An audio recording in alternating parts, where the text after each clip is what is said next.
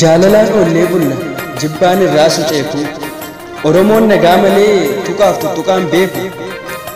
gaafa tuqame garuu biyya raasa akka balaa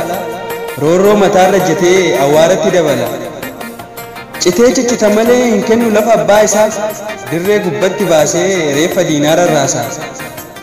dachee Oromoo dhaaluuf halkanii guyyaa malta kootu kaadaaraa taatee gara dhuftetti galta Oromoo saba koo saba garaa qulqulluu warra jibba balfee jaalala namaaf ulu didiin ta'u jedhiiti horma kutaan sihiru